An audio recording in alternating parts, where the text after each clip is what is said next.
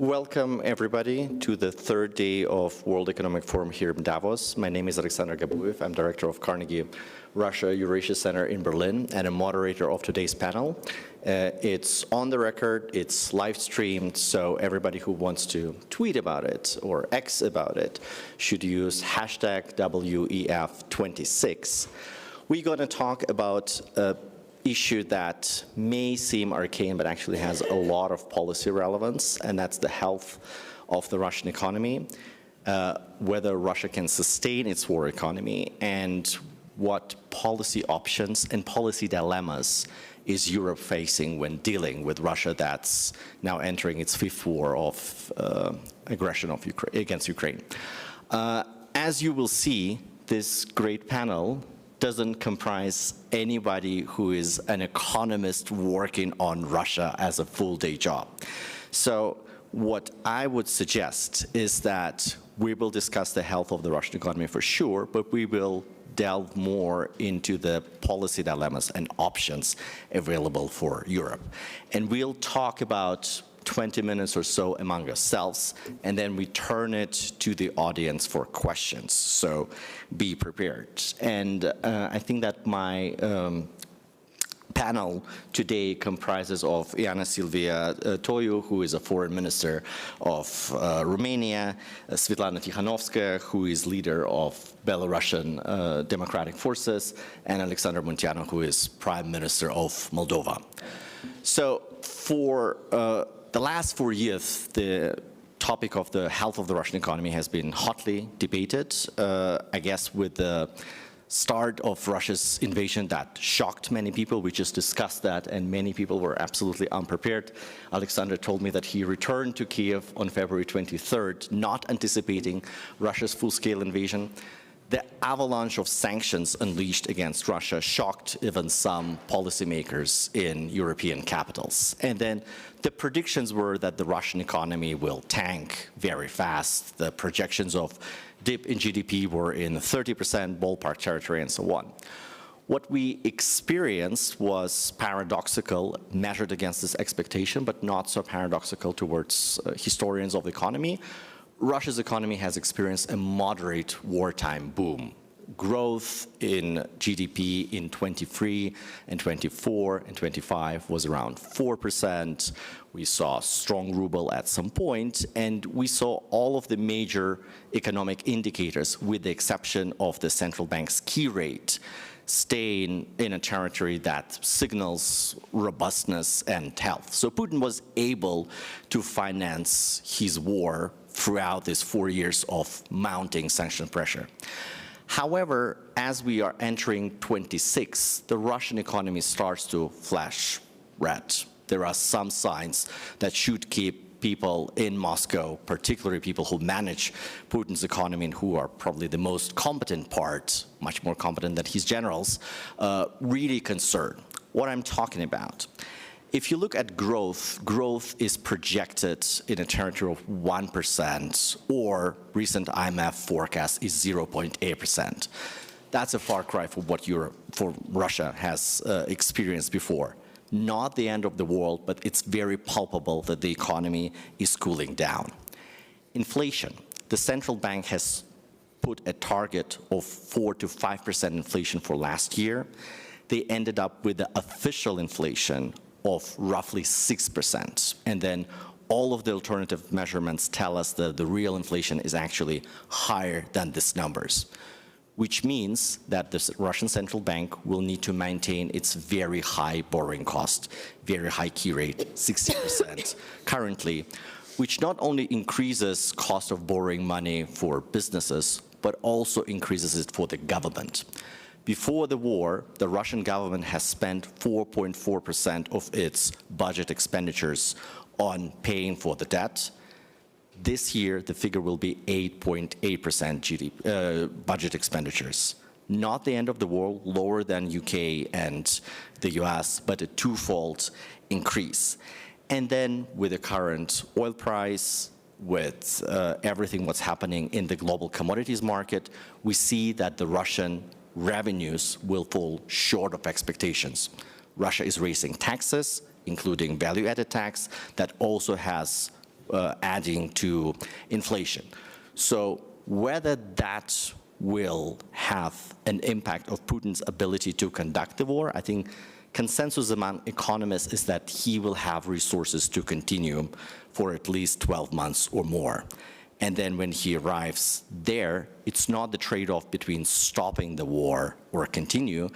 It's whether if you want to continue, you need to make painful choices and cut some expenditures on infrastructure, healthcare, and tightening the belt. So it's clear that this era of maintaining stability and funding a very costly war is over, but it's not over to the extent that the regime runs out of money to continue it. And here comes the first question, Anna, to you as a European policymaker. So throughout these 4 years of confrontation, European policy has been to not only punish Russia for its illegal invasion of its neighbor, but also to squeeze it and make resources available to fund the war smaller. Now we're about to enter year 5 of the war. How would you describe European victory plan in this economic warfare against Russia? And what time frames do we operate? Like, when is the point where you think that this will finally kill the beast? Well, we have seen one estimation of the time frame of the war that came from Putin that said it's going to be finished in 3 days, and now we're 4 years into it. So I don't think estimates in terms of clear deadlines is something that we can, unfortunately, we cannot offer. But there are some things that are clear, and I would go back a bit more in time, the Crimea first. Incursion from Russians. And there, I think, a lesson is clear now, and it needs to be very clear for Europeans, the United States, and the world, is that the lack of proper reaction then, also in terms of sanctions, in terms of economic pressure, in terms of cutting off from importing Russian energy sources or business ties to the level they were at the moment, had a direct effect in making sure that we didn't have enough deterrence or discouragement capacity collectively, and that is one element why we have seen the war of aggression being started in 2022, I think. Have we had the proper reaction together internationally? Back in 2014, or even earlier than that, when Georgia was started to be at stake, I think that would have been a stronger message that might have discouraged future actions. Now, you cannot turn time back, but you can be focused and clear on the lessons that history teaches you. Therefore, I think it's very clear that we cannot give up now on the intensity of the sanctions or on the future steps going forward. And here, I think it's also needed that they are coordinated internationally.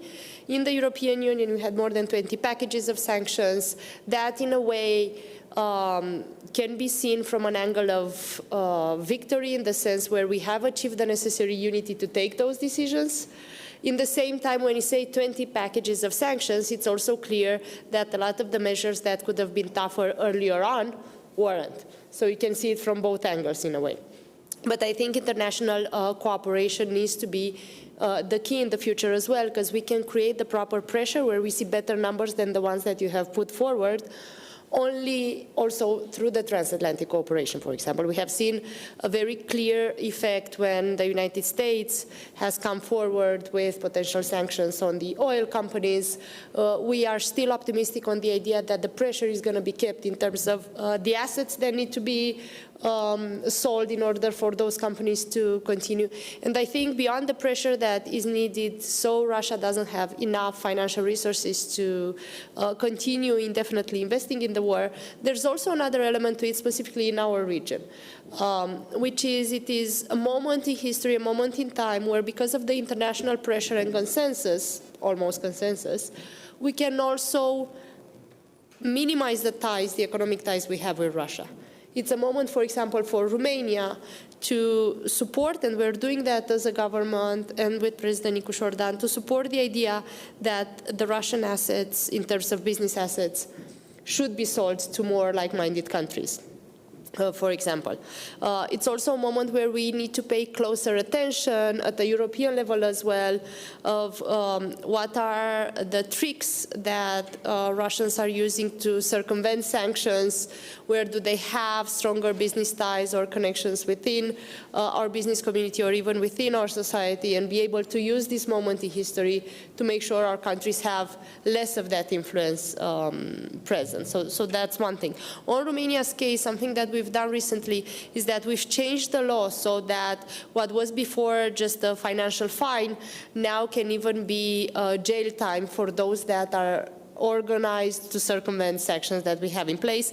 And we're working with our European partners, but not just them, on an international context as well, to increase the monitoring, the information exchange, and the pressure on the shadow fleet. Because we're quite clear that that is now an instrument that Russia is using to continue to fund the war efforts, and also something that every time it is disturbed, it creates a direct, immediate impact. Thank you so much. That's very clear. I will come back to you. You've mentioned something which is very important, which are loopholes that Russia uses to circumvent the sanctions. So, Svetlana, my question to you. Recently, we've seen that the Trump administration has adopted a posture towards the Lukashenko regime in Belarus, in your home country, that there is a release of political prisoners, including your husband, including many people who are heroes for us, who stood up for human dignity and Belarus democracy, in exchange for sanctions relief. The concern in European capitals that are here is that Belarus, with less sanctions pressure, might be used as a conduit for Putin's sanctions circumvention. And that creates real policy dilemma. That is why you sense that some European capitals are very timid in following Trump's lead and easing sanctions on Belarus. So what would be your advice? How would you see that as a leader of Belarusian liberal democratic forces?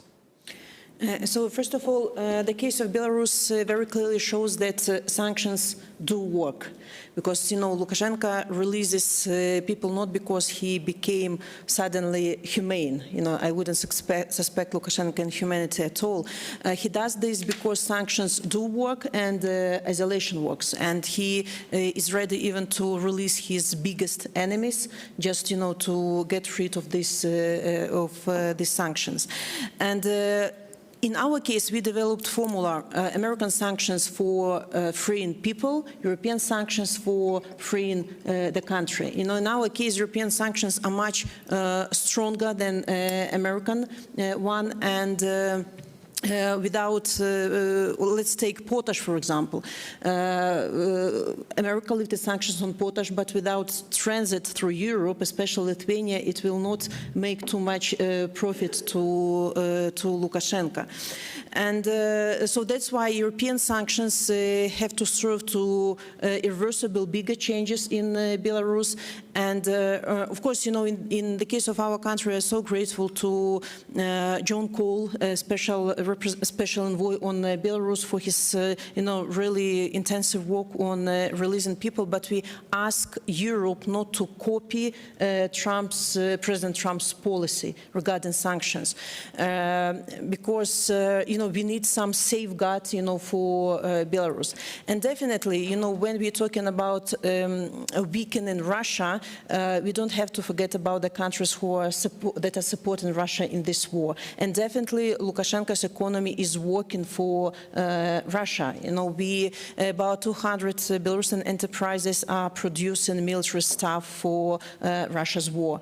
Most of Russian missiles complexes, you know, are using Belarusian chassis, and Belarusian banks are used for military contract. So that's why it's very important to harmonize sanctions between the Belarusian regime and Russia to avoid avoid usage of these loopholes. So, of course, it's not time, to lift sanctions on Belarusian regime, because it will definitely strengthen Russia.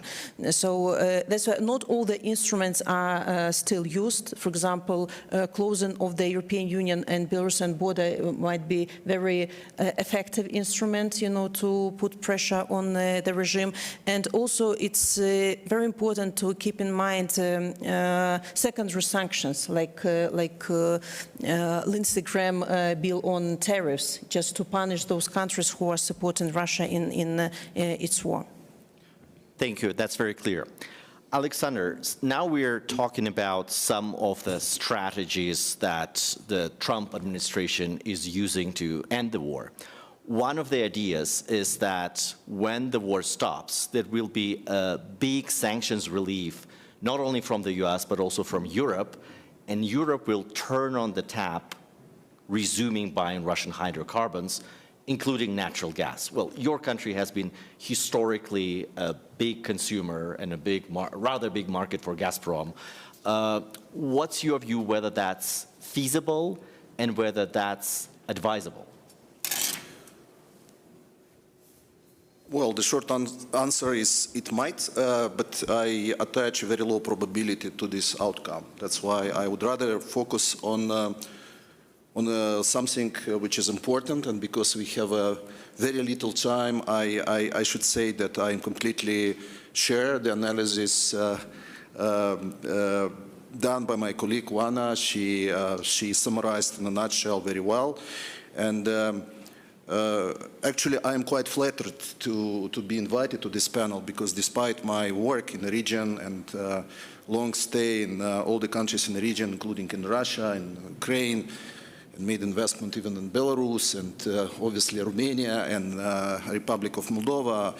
I don't consider myself an expert on the geopolitics, but this being said, we are all scholars of history, and I would go back in time even deeper than Wana did.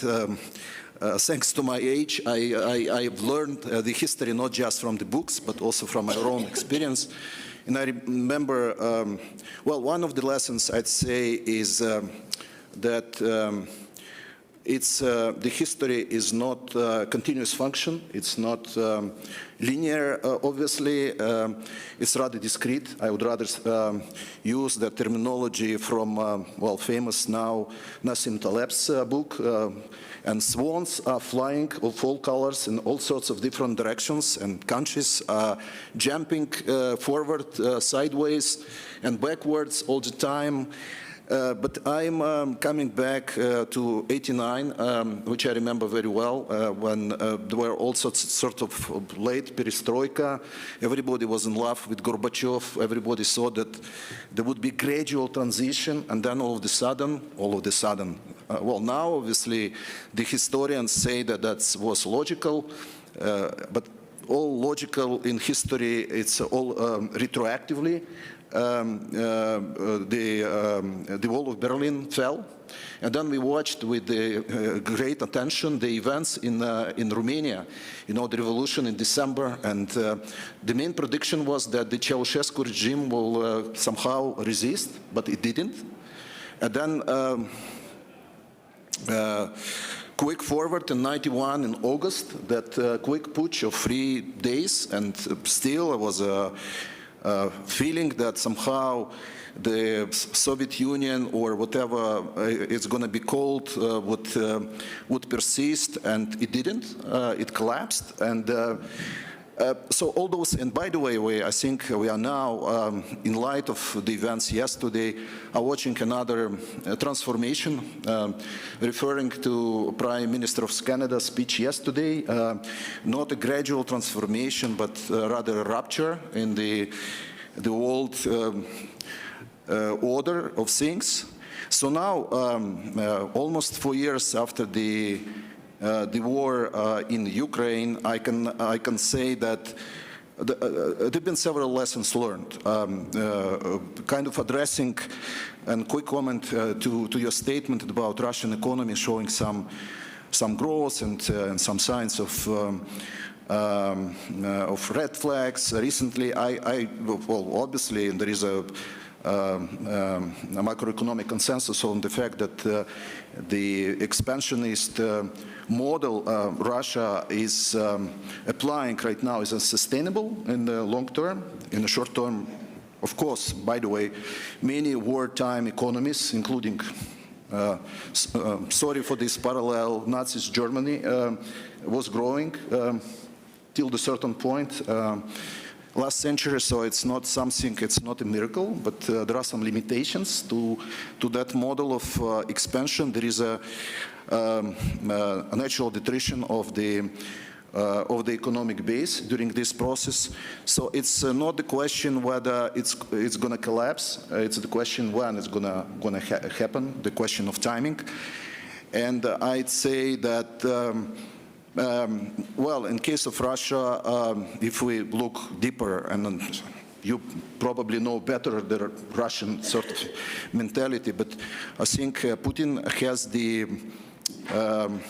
very unique type of population, which is very docile and in the same time very supportive. In the same time, I think if at some sort of referendum there would be a discussion whether city X, I don't know, any city, Saratov, would prefer to use 40 million to reconstruct the city or to use it for one single shot of Oreshnik. Somehow I have the impression that the majority of the population say, well, let's go with Oreshnik. Okay, we can debate that, but it's undoubtable the fact that the war gets quite a big support of the population, and of course there is a lot of propaganda going on. And by the way, for us, the country which has been probably the most affected after Ukraine, it's one of the lessons learned. You cannot sit on the hands and wait, and propaganda, all those hybrids. Instruments Russia is applying, they are there, and we experienced that during elections. You mentioned that energy dependence, and indeed we've been quite dependent. Now we are not anymore, thanks to all the things we've done over the last 5 years. And also, I agree with you with the fact that the Russian regime, they've learned, and they are using actually the Western democratic system, including the legal and the freedom of speech, right?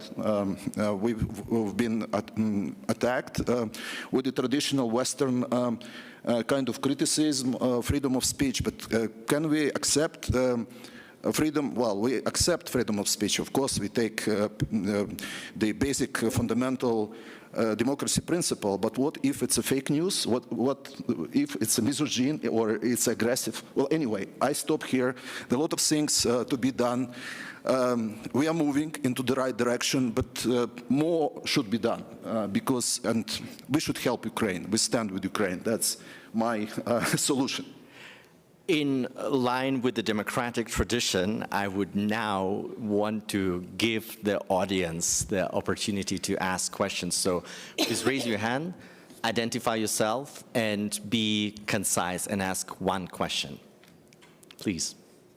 Yep, thank you very much. I'm a journalist from Chinese media, Cai Xin. And recently we have seen the President Sandu of Moldova again just proposed the idea that pursue a reunification between your two countries. So although we know that the process could be very either complex or even controversial because it's very unprecedented for either EU or the NATO for existing members to enlarge its territory.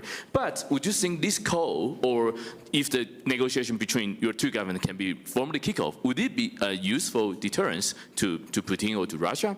And secondly, now people are talking about the idea of so-called trilateral world or tripolar world that China, US, and Russia should have own its respective so-called the sphere of influence. But as the actors, existing and the living actors who represent the population on the ground as middle power countries, how would you respond to this very abstract idea of the current international relations descriptions. Thank you very much. None of the question relates to the panel, so I give you one question for ask. So I give you the opportunity to answer that if you want to. Yeah, sure. I just spoke with President Maia Sandu, who I was honored to be the guest of Moldova at the end of last year. Now, one thing that it's worth mentioning for the international community is that this is not news for us in the sense in which it is an idea that has been discussed by our citizens throughout time, throughout the history of our countries, due to the history, geography, the same language, culture, and so on. So that is one factor that is very important. This being said, Romania's position is very clear that the path forward also for our countries, our people to be closer together is integration in the European Union. And we're strong supporters of the enlargement of the European Union, both from the East and from the West. In the same time, this is not a decision of governments, this is the decision of citizens. And when President Maia Sandu has spoken, when my President Nicu Șordan has mentioned the topic, they have both referred to the will of the people. So any step forward in that direction is directly connected to what will citizens of Moldova or citizens of Romania consider. But the clear plan ahead, something that is already in a success path, is the EU integration. Thanks. Alexander? Just very quickly, I fully agree with what Oana said. Our relationship with Romania now is better than ever. This being said, coming back to that interview President Sandu gave, I should say that obviously that statement was taken out of context because the journalist referred to the worst case basically scenario, and if you read the whole explanation, was exactly what Oana just said, and I responded also to this question saying that we got a mandate from the majority of the population for the EU integration, actually 3 times during the parliamentary election, presidential elections, and referendum, and that's the program we're working on. So that's it, full stop. Perfect. Any more questions from the audience? I don't see any hands. So I have a question. Oana, you mentioned something that is unity around European members of the EU around the sanctions policy. And we see that some of the aspects of the sanctions policy or proposed measures are highly contested. For example, the debate about frozen Russian assets, whether they should be used as a collateral for a reparation loan for Ukraine or not. We've known that the Commission has taken the Council has taken a different decision and wrote Ukraine a check, and there is obviously a fiscal space to do that again. Do you expect that in year 5 of the war, particularly given tension in the transatlantic community that I guess will consume the rest of our day at Davos, that unity around the sanctions policy inside the EU family will remain the same or will weaken, and these cracks will be more palpable? So for us in the European Union, we have no option to take decisions and directly put them on Twitter.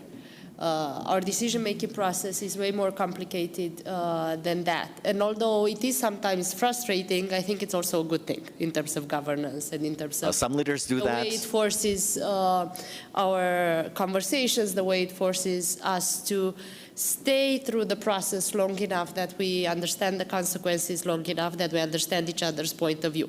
Sometimes too long, that's also true. Now, that being said, one thing is already happening with the frozen assets that hasn't been so much in the public eye or in the public agenda as the conversation recently at the Council. But we are also currently using the frozen assets to support Ukraine's resilience in the sense in which the interest rate, part of the return on investments of those assets, it's already used as an instrument for the resilience mechanism of Ukraine. So that is one thing, and that has had the support of the European leaders. Second of all, there's this important principle that Romania supports as well. We're very vocal in that direction, which is that the aggressor should pay. And this is something that it's also connected with the opinions, the demands, the requests of our European citizens, which at the end are the ones that invest through their taxes. They're also, in large numbers, I would say, in all of the European countries, clear on the fact that the aggressor should also have a direct consequence. Frozen assets are an instrument. What we do in the future with Russia is another type of conversation path. And something that I want to mention that I think is also very important, and here Moldova, Romania, we're working together in that direction, other countries inside the European Union and in the Balkans, in the region as well, which is to also be able together to diversify the commercial lanes, to diversify the infrastructure needed for energy flows, for example, to make sure that we use this moment in time so that even when the war is over, even when peace is achieved, we would have constructed together a way that goes around Russia, logistically, but also in terms of the energy market, also in terms of the commercial flows. And that means, for example, participating in the vertical corridor, something that we're working with the United States as well. That means continuing to build up energy resources. Romania is now the #1 natural gas producer inside the European Union, but with the Black Sea reserves, we're going to increase that number significantly. And one thing is also connected to our collective action, and here we need better instruments to help other countries from other regions as well to buy less from Russia, essentially, simply put. And cereals, for example, are a product that we haven't talked enough about. Russia also has significant incomes from cereals to countries in other regions where we could collectively put on the table a different offering. Romania is a strong cereal producer, and obviously Ukraine as well. Thanks. I guess that we are out of time. What we've heard today is that the Russian economy remains, unfortunately, not short of resources to continue this ugly war. Unlike in '89, it's a market economy, and as my Carnegie colleague Alexander Prokopenko all the time says, that this war exacerbates competition between the market part of the economy and the non-market part of the economy at the expense of market forces. So the war eats into Russia's own future and welfare of its people, but unfortunately the time frame, resources available, and the competence of people who used to come to Davos and are running the Russian economy is still there that provides them a leeway. But this panel leaves me more optimistic in a way because you've mentioned a lot of instruments and measures that can actually be done to collapse this timeline, at least a little bit, but that we are not short of options, and help Ukraine. And with that, thank you so much for being with us today. Thank you. And I wish you a safe day and calm day at Davos. I know. Cannot promise that. I cannot promise that, but that's out of my control. Thank you. Thank you.